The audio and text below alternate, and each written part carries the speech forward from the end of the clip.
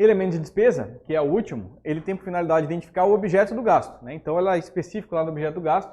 Então, por exemplo, estou gastando com vencimentos, vantagens fixas, juros, diárias, material de consumo, serviços de terceiros, subvenções, auxílios.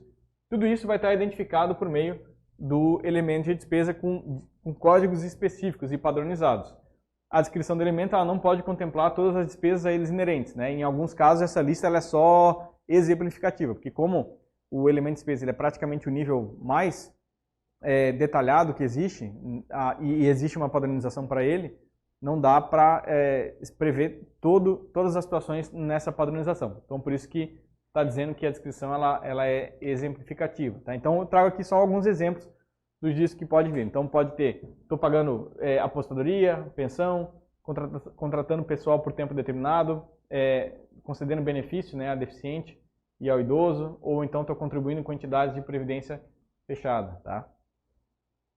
Bom, passada essa classificação da despesa também por natureza, a gente tem algumas fases aqui, algumas etapas da despesa orçamentária. Assim como a gente tinha na receita as fases, etapas do lançamento, arrecadação e recolhimento, tinha a previsão antes também, né? A previsão, lembrando que nem todas as receitas passavam por todos os estágios, todas as etapas. Na despesa a gente tem aí também a fase do planejamento,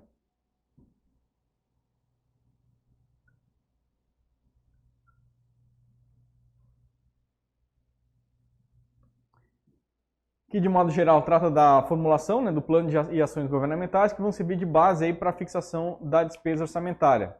Depois a gente tem a fixação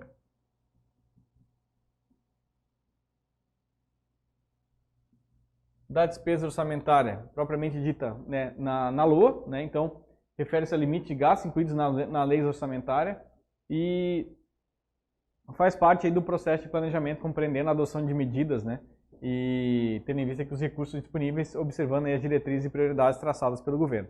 Então, primeiro existe um planejamento, depois uma fixação, depois eu posso ter a questão de descentralização de créditos orçamentários, então eu previ na minha LOA, fiz um planejamento de gasto, por exemplo, de R$1.000, fixei despesas em R$1.000. Essa fixação de R$1.000 na minha LOA, ela se constitui em crédito orçamentário.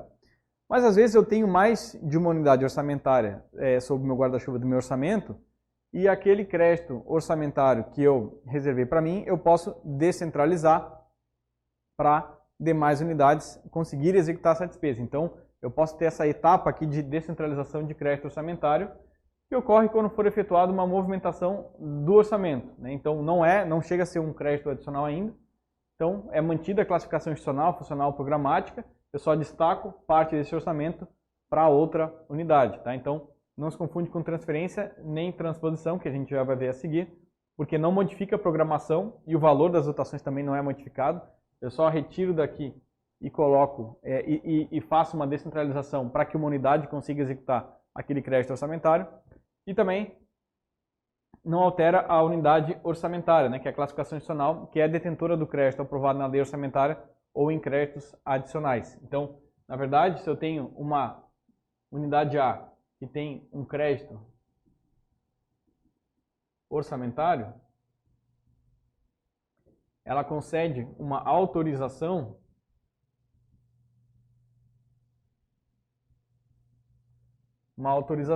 para que a minha unidade B execute o orçamento, esse crédito orçamentário lá na minha unidade orçamentária A. Então, eu não desloco a descentralização de crédito, ele não desloca, não tira esse crédito e coloca aqui. Basicamente fornece uma autorização para que essa minha outra unidade orçamentária execute, né, ou seja, empenhe despesa, utilizando dotação desse crédito orçamentário da A, como se a A estivesse fazendo essa execução. Tá? O que acontece geralmente entre Instituto de Previdência e as administrações direta e indireta da administração pública.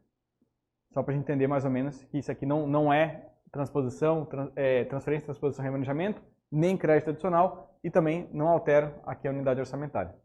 que é detentora do crédito. Programação orçamentária e financeira. Então, lá na Lei de Responsabilidade Fiscal diz que depois de 30 dias aí de estabelecido o meu orçamento, o poder público vai fazer aí a programação e o cronograma de desembolso. Trata disso aqui, a programação orçamentária e financeira. Fiz a LOA, comecei a executar, e aí eu tenho que fazer uma programação financeira, que vai compatibilizar o fluxo de pagamentos e recebimentos. Tudo isso aqui tem mais a ver com órgãos, por exemplo, grandes, em que tem as suas unidades orçamentárias que vão precisar de determinados fluxos de pagamentos ao decorrer do ano. Então, janeiro precisa um pouco mais, fevereiro um pouco menos. Então, o órgão central vai estabelecer o cronograma de desembolso, porque ele pode fazer a descentralização de créditos e descentralizações financeiras também, para que esses órgãos executem as suas despesas. Tá? Então, visa o ajuste da despesa fixada às novas projeções de resultado de arrecadação também. Pode fazer uma reprogramação também. Se houver frustração da receita estimada no orçamento, deverá ser estabelecido limitação de empenho e movimentação financeira. Aqui a gente já pode até adiantar algum assunto da próxima aula, que trata lá da LRF, que é o seguinte: quando tiver uma frustração de receita, eu previ R$1.000 no meu orçamento. Previ R$1.000 só para arrecadar em janeiro. Arrecadei 900. E aí o que eu tenho que fazer? Eu tenho que fazer uma reprogramação, eu tenho que fazer uma limitação de empenho. Se eu tinha previsto R$1.000 de receita, previ também R$1.000 para poder empenhar de despesa. Se a minha receita não alcançou os R$1.000, quer dizer que eu não posso empenhar R$1.000 também de despesa, porque senão eu vou estar desequilibrado. Despesa maior que receita. O que eu tenho que fazer? Desses R$1.000 de autorização inicial que eu tinha para empenhar a despesa, R$100, que foi o tanto de receita não ingressada, eu vou contingenciar. Vou bloquear aquela dotação para eu não conseguir de fato empenhar os R$1.000 e para não haver esse desequilíbrio. Então, quando houver frustração de receita estimada no orçamento, deve ser estabelecida a limitação desse empenho e também limitar a movimentação financeira com o objetivo de atingir os resultados previstos na LLO, que são as metas fiscais, né, de resultado primário nominal. E impedir, então, a assunção de compromisso sem respaldo financeiro, o que acarretaria na busca aí de socorro no mercado financeiro, né, situação que implica aí em encargos elevados. Depois da programação financeira, eu tenho o processo de licitação e contratação, né, que basicamente é fazer a minha licitação e a contratação devida. Por fim, a gente chega no processo das etapas da despesa orçamentária mais conhecido, que é a execução.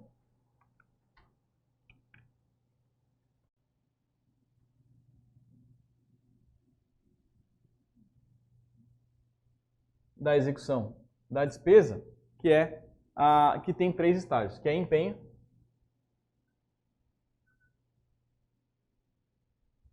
liquidação e o pagamento. Certo? 3 estágios que a gente tem na execução da despesa. Tá?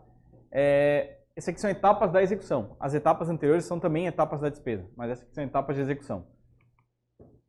O empenho, isso aqui está estampado lá no artigo 58 da Lei 4.320, né, e é bem conhecido. Então, o empenho, mas é bem importante porque isso pode realmente cair em prova, tá? Principalmente mais a matéria de direito financeiro, o AFO.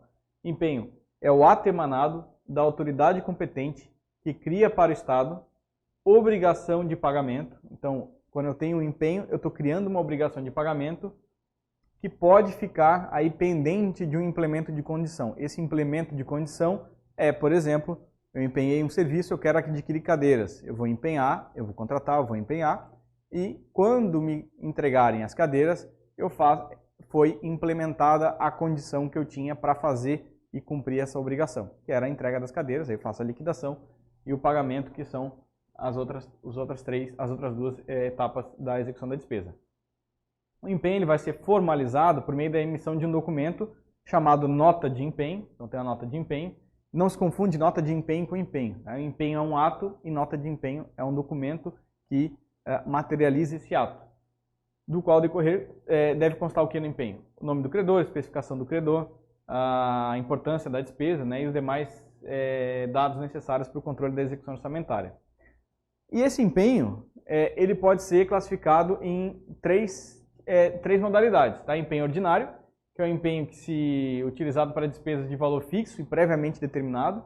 tá? E o pagamento deve ocorrer de uma só vez. Então, por exemplo, empenho da folha de pagamento é um empenho só, empenho ordinário.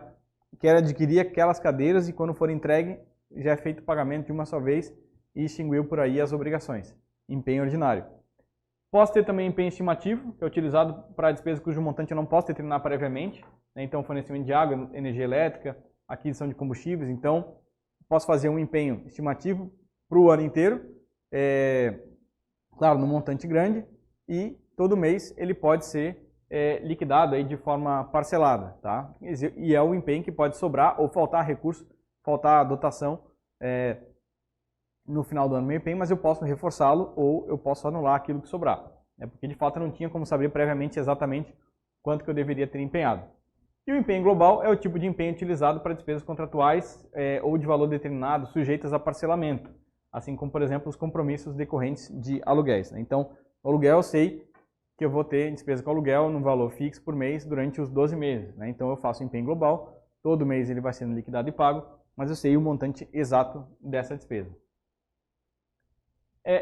Entre a fase do empenho em liquidação, a gente também tem uma outra fase do em liquidação, tá?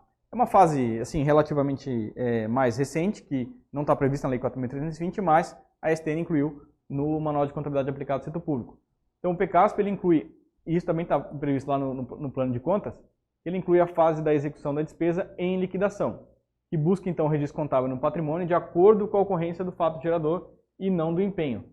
Essa regra ela possibilita a separação entre os empenhos não liquidados, que possuem fato gerador, daqueles empenhos que não possuem fato gerador. Então, se trata de despesas, de empenhos não liquidados, mas existem empenhos não liquidados que já ocorreu o fato gerador, mas não houve a liquidação contábil. Esses que já ocorreram o fato gerador e não houve a liquidação contábil, se coloca lá em liquidação.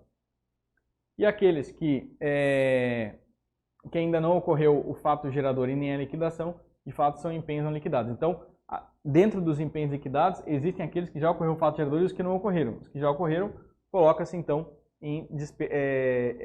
passa pela etapa da despesa em liquidação.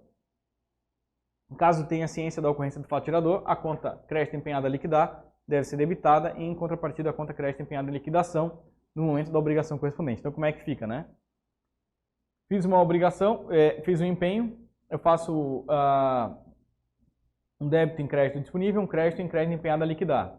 Antes da liquidação, eu faço um débito no meu crédito empenhado a liquidar e um crédito empenhado em liquidação, né? Então, eu coloco valor nessa conta aqui, da classe 6, crédito empenhado em liquidação. Caso o procedimento ele não tivesse sido feito, o passivo financeiro ele seria contado duplamente, né? Porque o montante seria considerado na conta crédito empenhado a liquidar, tendo em vista a liquidação muitas vezes ocorrer somente depois de certo prazo de ocorrido o fato gerador, quanto na conta também de obrigação anteriormente contabilizada no passivo exigível, né? Então, o passivo exigível é afetado imediatamente com a ocorrência do fato gerador. Então, teria dupla contagem aqui se não fosse utilizada essa conta. A inclusão da fase torna possível o processo de convergência nas normas internacionais, né, e por isso que foi colocado aqui no MCAS e por isso que não era previsto ainda lá na Lei 4.320. Por último, o estágio da liquidação, desculpa, por último não, né? Mas agora o estágio assim, da liquidação consiste lá no disposto do artigo 63 da Lei 4.320, que consiste na verificação do direito adquirido pelo credor, tendo por base os títulos e documentos comprobatórios do respectivo crédito e tem por objetivo apurar. Então, o que ele faz? Ele verifica a origem do objeto que se deve pagar, a importância, o quanto se deve pagar e a quem se deve pagar. Basicamente, esse é o ato da liquidação, tá? E a liquidação da despesa por fornecimento feitos ou serviços prestados vai ter por base o quê? Vai ter que ter um contrato, tá? Ou a nota de empenho e os comprovantes também da entrega do material. Tendo comprovação, sabendo o quanto se deve pagar, a quem se deve pagar e o objeto que está pagando, a origem, pode proceder à liquidação da despesa. Na verdade, a liquidação da despesa se resume a essas verificações. E agora sim, por último, o pagamento da despesa orçamentária. Ele consiste na entrega de numerário ao credor, né, credor da administração, por meio de cheque nominativo, que a Lei 4.320 ainda tem lá disposto desse cheque, ordem de pagamento ou crédito em conta, né? Isso só pode ser efetuado depois da liquidação. Nenhum pagamento pode ser efetuado antes do empenho e antes da liquidação. A Lei 4.320 define que a ordem de pagamento como sendo despacho exarado da autoridade competente, determinando que a despesa liquidada seja paga. E a ordem de pagamento só pode ser exarada em documentos processados pelo serviço de contabilidade, tá? Beleza, então a gente falou sobre as etapas da despesa orçamentária, da execução, empenho, liquidação e pagamento, sendo que antes da liquidação a gente pode ter o estágio do em liquidação. A gente já falou em aulas anteriores, o estágio do em liquidação não é para todas as despesas, tá? Mas grande parte das despesas vão passar pelo estágio do em liquidação para depois entrar na etapa da liquidação da despesa. Créditos adicionais. Bom, primeiro a gente vai falar de crédito inicial, né, que o crédito orçamentário inicial ele entende-se como aquele aprovado lá na LOA. Então eu tenho o crédito inicial, que é aquele na LOA, que vai ser, né, constante do meu orçamento fiscal e da Seguridade Social, e também desinvestimento das empresas estatais não dependentes. Conforme estabelecido lá na portaria 163 de 2001, vigente ainda, tá? Na lei orçamentária anual, a discriminação da despesa, quanto à natureza, ela vai se fazer no mínimo por categoria econômica, grupo de natureza de despesa e modalidade de aplicação. Então, a STN padroniza que a LOA vai ter o mínimo de categoria econômica, grupo de natureza de despesa e modalidade de aplicação. Ela não fala que vai até elemento de despesa. Existe até uma confusão e uma discussão, porque na Lei 4.320 diz lá que a LOA será discriminada no mínimo por elementos. Só que a STN diz que os elementos que a Lei 4.320 previa não eram os elementos de despesa conforme a classificação da portaria 163. Até porque a portaria 163 de 2001 ela é bem posterior a 1964. Então lá na época, quando se falava de elemento, não se falava de elemento de despesa conforme a classificação da natureza da despesa, né? Então, em resumo, de acordo com a STN, na LOA, a discriminação da despesa vai se dar por categoria econômica, grupo de natureza de despesa e modalidade de aplicação, e é só até aí, tá certo? A partir da edição da portaria 42, né, aplicada para todos os entes, passou a ser obrigatório então a identificação nas leis orçamentárias também aí da função, da subfunção do programa, projeto, operações especiais. Então a LOA vai ter sua classificação por categoria econômica, grupo de natureza de despesa, modalidade de aplicação e também classificação funcional, função, subfunção, e a programática, né, que é programa, projeto, atividades e operações especiais. Tá?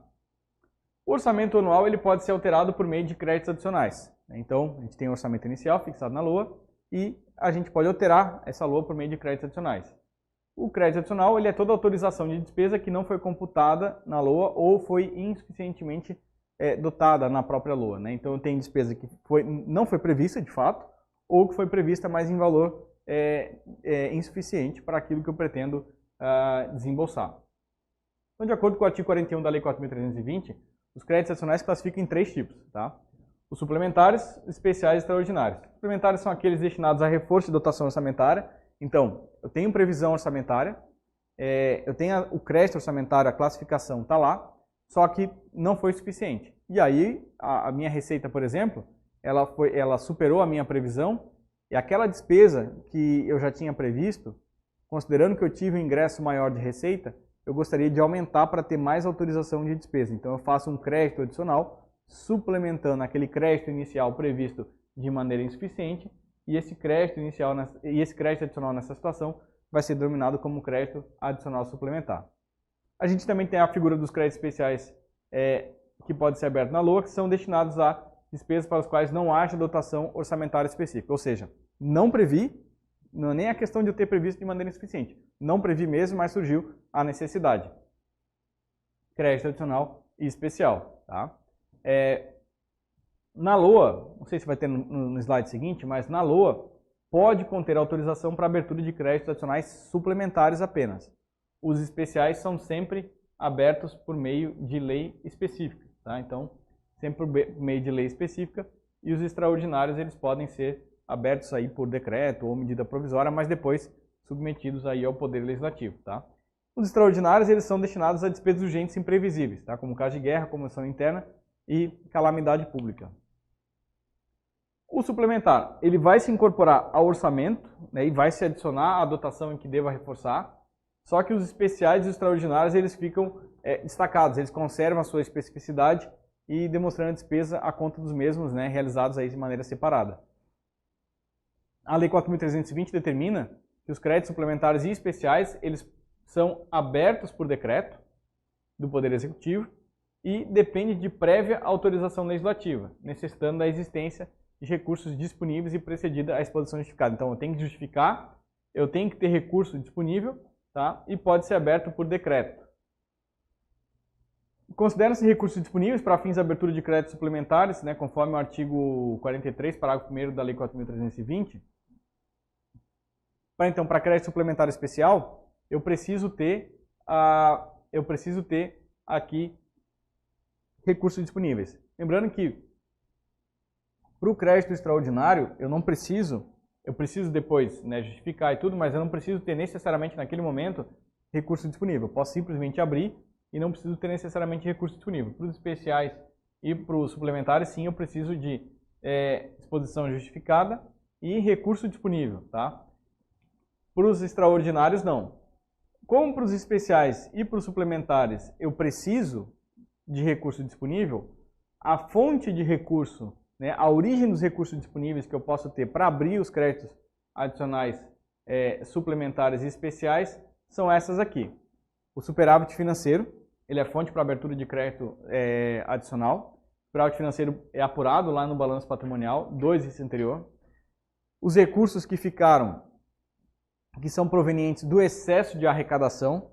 Tá? Então, por exemplo, eu previ arrecadar R$1.000 no meu orçamento atual.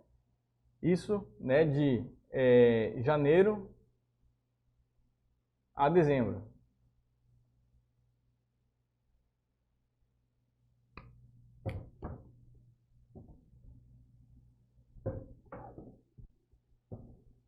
Vamos colocar aqui 1.200 de janeiro a dezembro, tá? E aí eu cheguei em março e isso aqui dá uma previsão de mais ou menos R$100 por mês. Se eu cheguei em março e arrecadei 400, significa que eu já tive um excesso de arrecadação de R$100, né?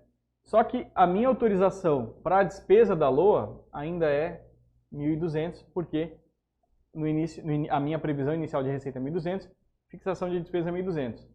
Se eu cheguei em março e eu já consegui arrecadar R$100 a mais do que até o momento que eu previa, eu consigo suplementar, abrir um crédito adicional para ter autorização de despesa para mais R$100, então ele passa a ser aqui 1.300 a minha dotação atualizada, tá?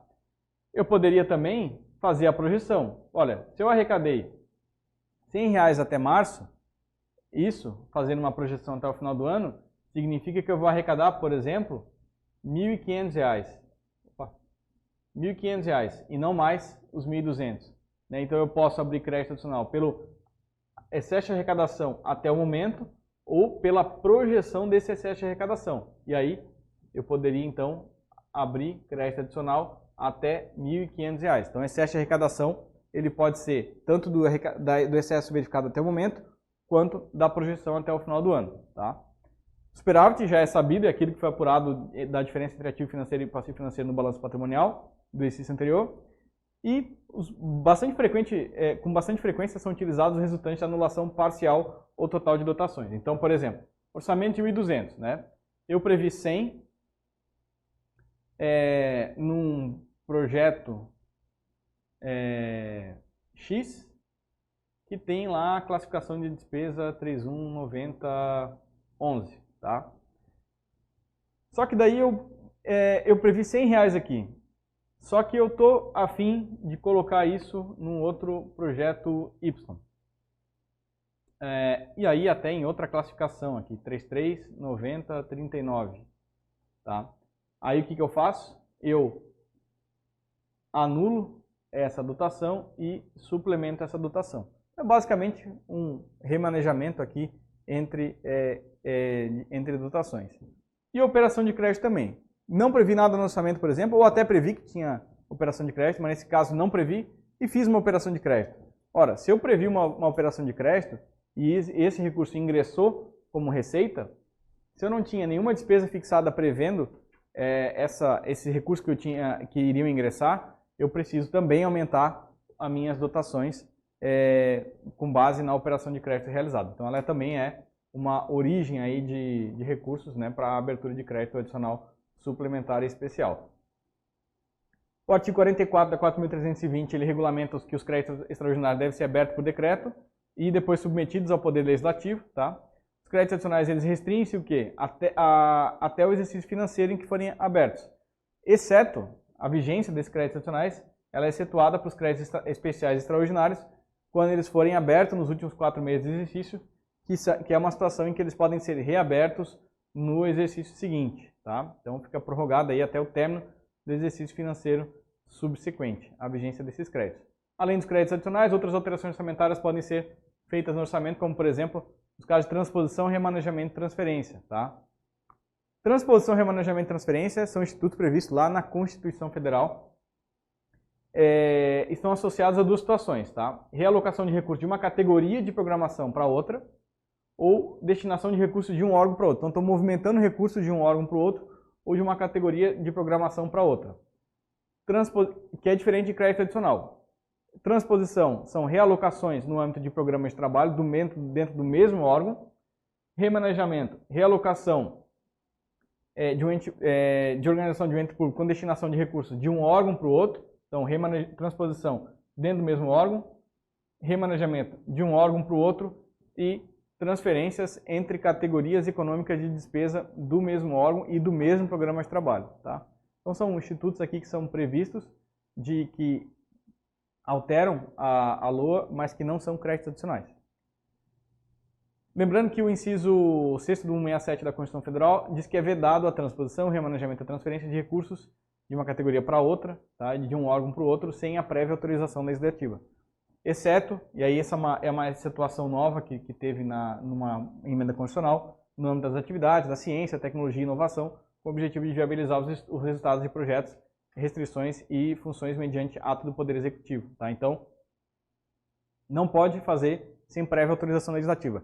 Essa autorização legislativa ela até pode constar na LDO, mas ela não pode constar da LOA. Resta pagar, são todas as despesas, resta pagar, né? Então, vou pagar aqui só para a gente finalizar o assunto.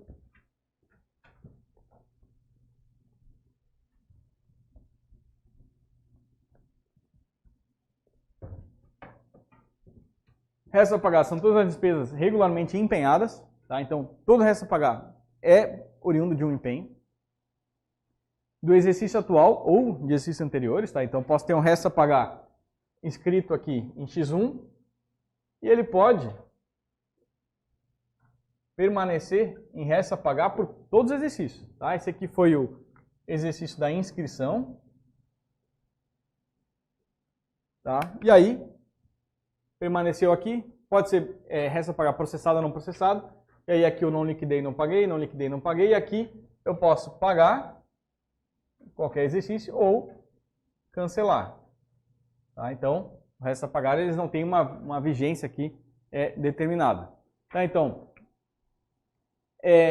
despesas empenhadas do exercício atual ou de anteriores até, né, quando a gente está pegando outro ponto de referência, mas que essas despesas não foram pagas, tá? Então são 2 tipos, resta pagar processados, são aquelas despesas que já foram liquidadas, e não processadas, despesas não a liquidar ou em liquidação, tá? Nos 2 estágios.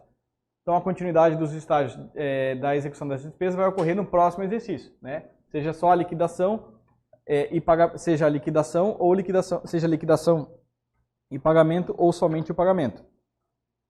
Então, nessas contas constarão informações de inscrição, cancelamento e também deverá ter o tratamento específico para encerramento, né, transferência e de abertura de saldos no exercício financeiro que se encerra. Então, contas contábeis de resta a pagar, da classe 6 e 5 também, elas têm um tratamento um pouquinho diferente no encerramento e abertura do exercício, tá? Porque justamente para demonstrar a inscrição e a abertura no exercício seguinte, tá? Então, mas a gente não vai entrar em detalhes aqui, a gente pode entrar em detalhe em outra aula de como é que faz o lançamento contábil de inscrição de resta a pagar e abertura nas contas de resta a pagar no ano seguinte. Os não processados, tá, ou não liquidados, eles são divididos aí em a liquidar e em liquidação, né? Ambos não foram liquidados ainda.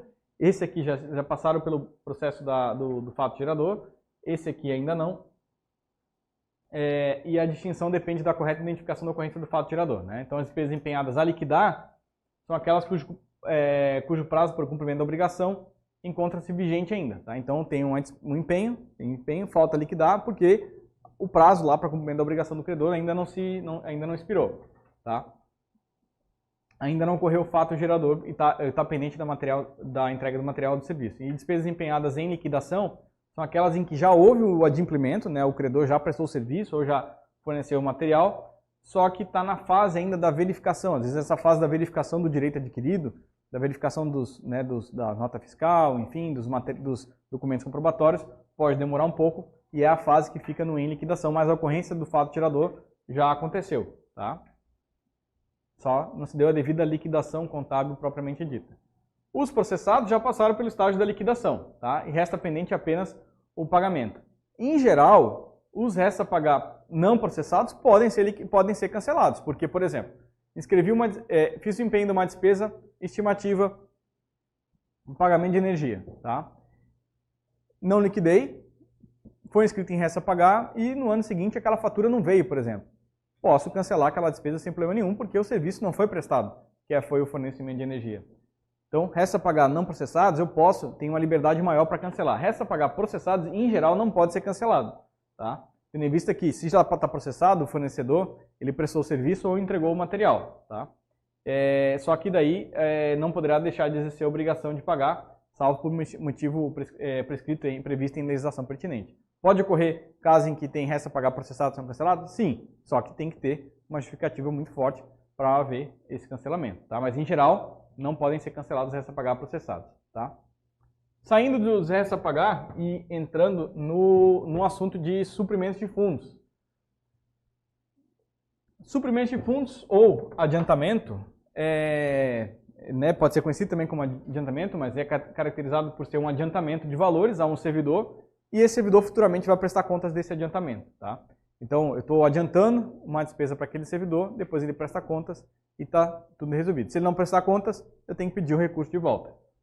Esse adiantamento ele constitui de despesa orçamentária, então sempre orçamentária, eu sempre vou fazer empenho para adiantamento, suprimento de fundos, para conceder esse recurso suprido, para conceder o recurso ao suprido, né, ao servidor suprido, que se chama, é necessário percorrer os 3 estágios da despesa orçamentária: empenho, liquidação e pagamento. Então tem que ter. A primeira coisa, faço o empenho, faço a liquidação e faço o pagamento já, tá, para esse servidor suprido. E depois ele presta contas e eu posso dar baixa na obrigação.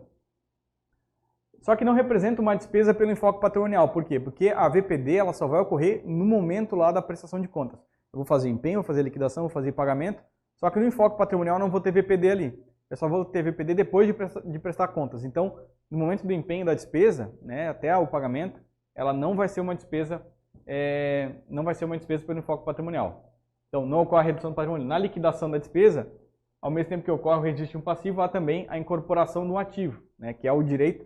Então, eu faço um passivo, que é o registro de pagamento da obrigação, mas eu também tenho um ativo, que é o direito de receber o valor daquele suprido enquanto ele não presta contas ou caso ele tenha prestado contas de maneira insuficiente. Então, representa o direito a receber, direito a receber o bem ou serviço do objeto de gasto efetuado pelo suprido ou a devolução, né, ou ele pode devolver o numerário adiantado. Em resumo, o suprimento de fundos consiste na entrega de numerário ao servidor, sempre precedida de empenho na dotação própria, para fim de realizar a despesa que não possa subordinar o processo normal de aplicação. Então, são despesas assim, específicas, especiais. Não pode subordinar o processo normal de aplicação, que é a realização de licitação e tal. Eu posso fazer um adiantamento para o servidor e depois ele presta conta. Ou seja, a lei dá essa autorização para essas despesas de pequeno vulto. De acordo com a 4.320, não se pode efetuar adiantamento então a servidor em alcance ou responsável por 2 adiantamentos. O servidor em alcance é aquele que não efetuou no prazo a comprovação dos recursos recebidos, né? Ou caso tenha apresentado prestação de contas dos recursos e a mesma tenha sido impugnada, né? Então, quando se fala que é uma conta recusada, a gente chama de conta impugnada, parcial ou totalmente. Então, recebeu o recurso, prestou contas, mas, olha, tem que devolver, alguma coisa não deu certo ali. Esse servidor está em alcance. Ou recebi 2 adiantamentos, 2 suprimentos de fundos, não posso receber meu terceiro. Então, não posso efetuar adiantamento para servidor que já tenha 2 adiantamentos ou que esteja em alcance. Suprimento de fundos deve ser utilizado nos seguintes casos: para atender despesas eventuais, inclusive em viagem, serviços especiais exijam pronto pagamento. Despesa que pode ser feita em caráter sigiloso, conforme classificar, e isso é o regulamento que vai dizer o que é sigiloso ou não. E para atender a despesas de pequeno vulto, entendidas aquela cujo valor não ultrapassar o limite estabelecido em ato próprio. Então, despesas eventuais, ou de caráter sigiloso ou de pequeno vulto. Isso tudo o regulamento vai determinar. Não posso conceder suprimento de fundos a servidor que já está responsável por 2 suprimentos, então ele não pode receber o terceiro.